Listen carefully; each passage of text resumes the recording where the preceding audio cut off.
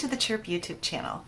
I am Christy. I am your friendly online speech-language pathologist and specialist in children's communication development, including behavior, because behavior is a type of communication.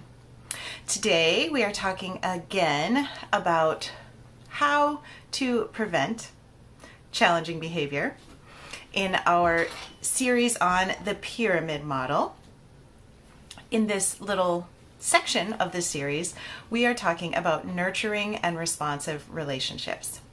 And our topic for today is monitoring and adjusting.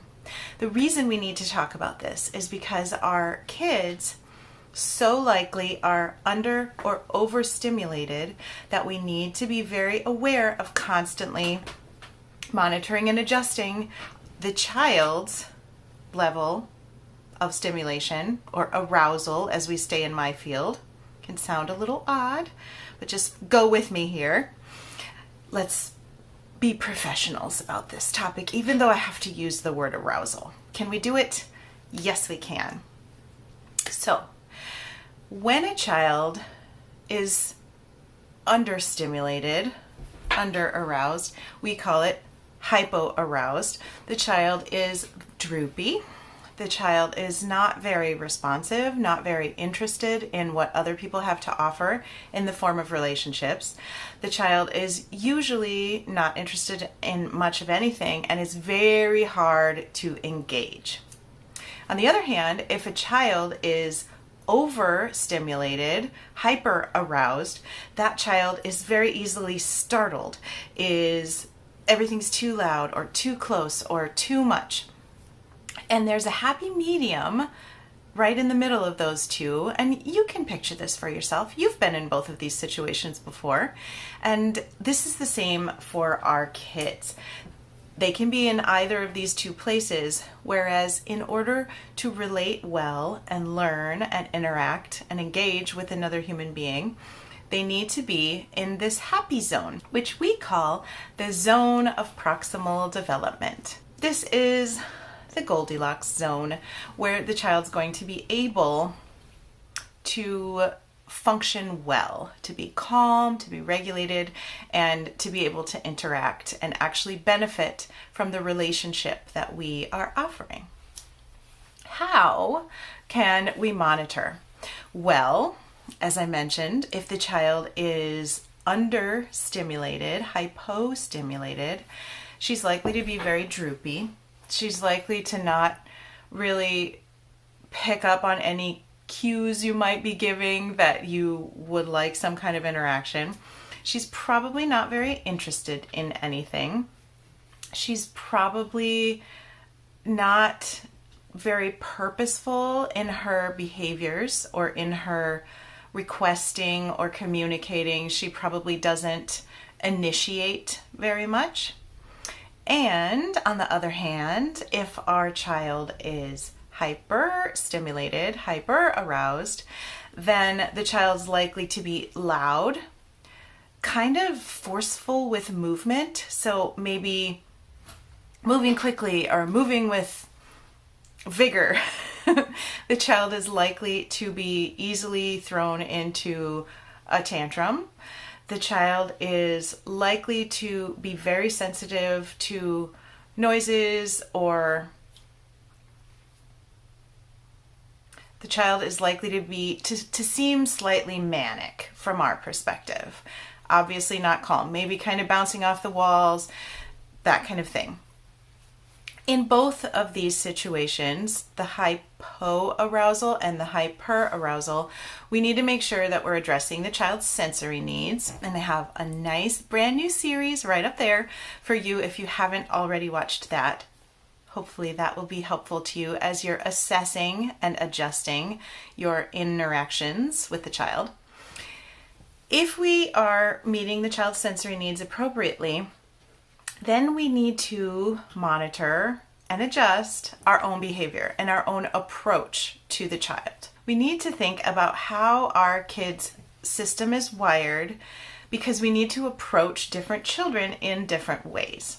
If I have a child who is very understimulated, then I'm going to come in with hats and loud toys and spinning lights and a big expressive face with lots of change in my vocal patterns and in my volume, and my eyebrows are going to be very high to my head. I'm going to wave my arms around a lot. I might even dance or sing. And most of my equipment that I use is going to be brightly colored and very exciting, because this is what's going to pull that kid up. On the other hand, if I'm working with a child who is overstimulated, who's already got too much going on, I'm going to do everything I can to bring that kid down. I'm going to use a quiet voice. I'm not going to move around very much. My eyebrows are going to be in a more reasonable position, not way up there. I'm not going to be as loud.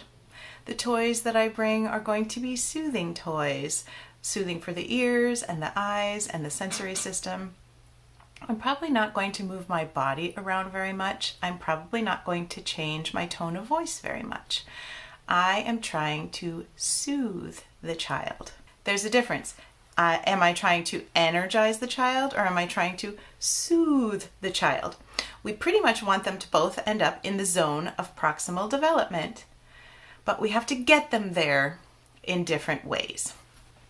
Some of the equipment that I might use if a child needs to be energized, as I mentioned, spinning lights. I might use gears, which are also spinning. I might use a toy that has a horn. I have a toy train, a vintage Fisher-Price toy train that has a nice horn. It's not an irritating horn, it's a nice horn, but it's still a noise. I might, as I said, bring hats. We might do some sort of a dress-up game. We might play with my aliens toy, which has a button that makes other weird noises. I might just make a lot of weird voices with whatever toy we're playing with. I'm adding interest, I'm adding texture and vigor and excitement to everything that we're doing. Whereas the child I'm trying to soothe, we might play dominoes, we might do puzzles, we might color, we might go for a walk, a nice quiet walk. We might do some kind of art, especially art that involves finger painting or smelling yummy things like cinnamon. There are all sorts of different activities that I would try with these two different types of child. And along the way, as I'm introducing an activity, as I'm watching the child interact with me, I'm going to be assessing. I'm going to be monitoring. Is that child a little bit less droopy and a little bit more interested in engaging with me? Then this is the right path. Is this really wired child seeming a little more relaxed and a little calmer and able to interact without bouncing off the walls? Then I think my plan is working. This is the monitoring and adjusting that we need to do all the time when we are hanging out with a child, even if it's our own child. And I know a lot of families already do this with their children, kind of without knowing it. But it does help to have the perspective of, is my child too low, under aroused, or is my child too high? Because the same strategies will not work to bring the child to the happy zone. If the child's here, we need one particular strategy, versus if the child is here, we need a different one. So it's good to have your own, in your head, your own strategies that work for your particular child or the particular child you're thinking of, maybe a student or a niece or nephew.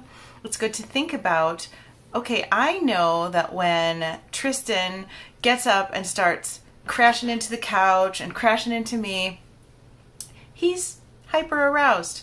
What are some things that I can do that help him come back down to this happy place?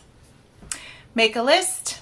Keep your list on the fridge maybe, or maybe in your phone, and see what you can accomplish in relating to your child when you are thinking of it in terms of arousal level.